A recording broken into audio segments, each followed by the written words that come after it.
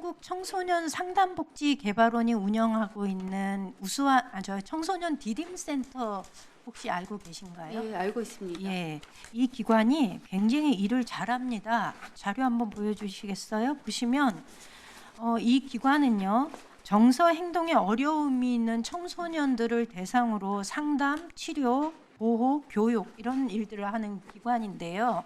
보호자 만족도가 굉장히 높습니다. 해마다. 그리고 입교생의 입교 당시의 심리 검사와 그러니까 나중에 교육을 다 마친 뒤에 검사를 해보면 변화율이 또 높습니다. 그래서 7년 연속 복권기금 사업의 그 성과 평가 결과 아주 우수한 기관으로 인정이 되었습니다.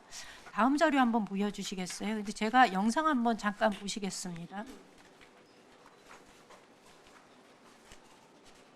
예. 그 달리는 차에 학생이 지금 돌을 던지는 장면입니다. 이 장면은 인근에 이렇게 돌을 던진 게 이미 그 주변의 차량들은 이미 앞면 유리가 전부 다 파손이 된 상태였고요. 이 학생은 이 디딤센터에 있는 학생입니다. 다음 자료 한번 보여주세요. 네. 저희 사무실에 편지가 왔는데요.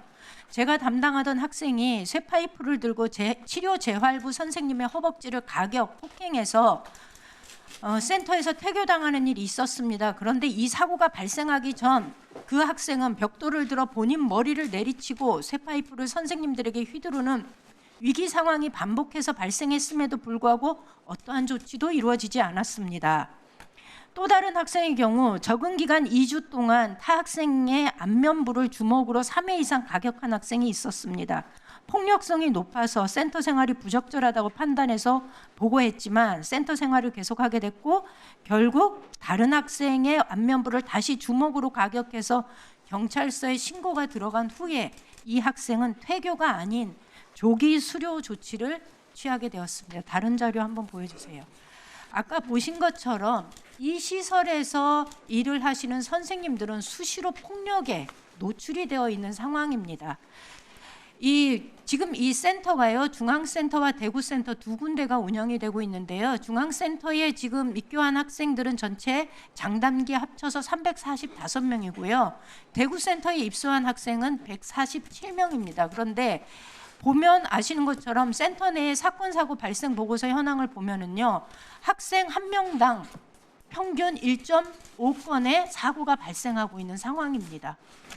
이렇게 폭력에 노출이 되어져 있는데요. 그럼 이곳에서 일하시는 선생님들의 처우는 어떤지 한번 다음 자료 보여주시겠습니까? 이분들이 지금 보시는 자료가 4년 동안 일한 그 상담사 선생님입니다. 24년 6월자 기준으로 돌봄 업무 종사자의 급여 명세서인데요. 당해년도 최저임금이 206만 원입니다. 이분이 받고 있는 급여가 210만 원입니다. 사회복지시설 종사자 인건비 가이드라인에서 규정한 호봉제에서도 적용이 지금 배제되어 있는 상황입니다.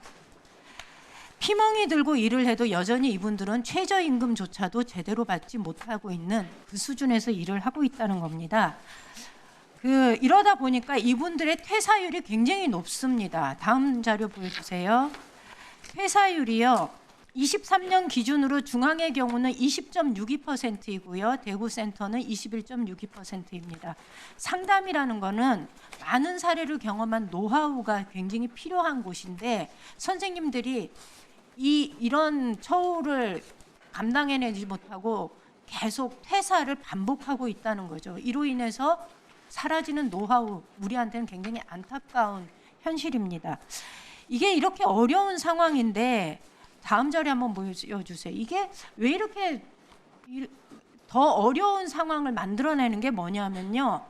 22년도까지는 계약 형태가 민간보조 사업으로 계약이 이루어졌습니다. 그런데 23년부터 민간위탁 사업으로 바뀌면서요. 총 사업비는 바뀌지 않았는데 매년 새롭게 계약을 해야 했고 그 과정에서 발생한 조달 수수료하고 낙찰 차액이 약 2억 5천만 원가량이 다시 소요가 되고 있습니다.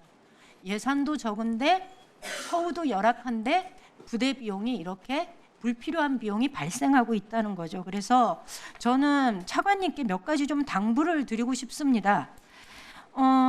일단 디딤센터 종사자들이 겪는 위험을 줄이면서 처우 개선 필요합니다. 그리고 급여 사회복지 종사자 사회복지시설 종사자 기준으로 현실화할 필요 있습니다.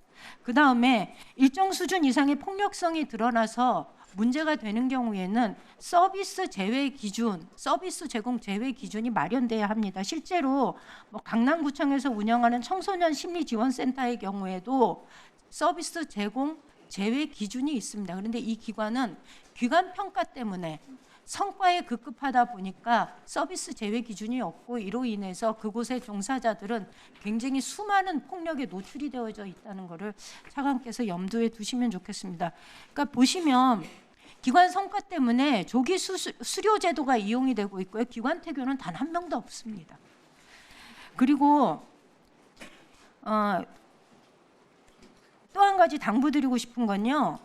지금 이 상황에서 저희가 이제 이게 시설의 이 성과가 높다 보니까 광주, 익산, 의령 이렇게 추가로 시설을 만드실 계획을 가지고 계신데 이런 처우 조건 가지고는 이 뭐라 그럴까 새로운 시설이 만들어진다 하더라도 그곳에서 일할 사람을 찾기가 쉽지 않을 거라고 봅니다. 그래서 중앙 차원에서 일종의 가이드라인이 필요하고 그러기 위해서는 처우 개선과 인건비의 현실화가 필요하다라는 얘기 드립니다. 그리고 예산 증액 필요합니다. 거기에다가 그 예산에서 사업비와 인건비를 좀 분리해 주시기 바랍니다. 이걸 한꺼번에 내려보내면 사업을 하자니 인건비에 지장을 받고 인건비를 올리자니 사업에 지장이 있어서 어려움이 있습니다. 이거 조정해 주시고요. 그리고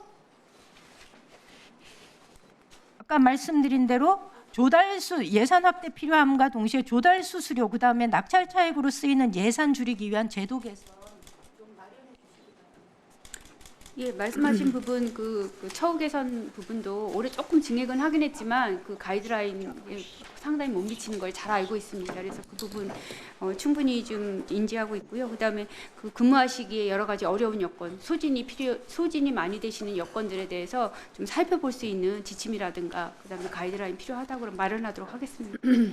예. 예, 그 부분도 의원님 추가 질의 때도 질의해 주시기 바랍니다.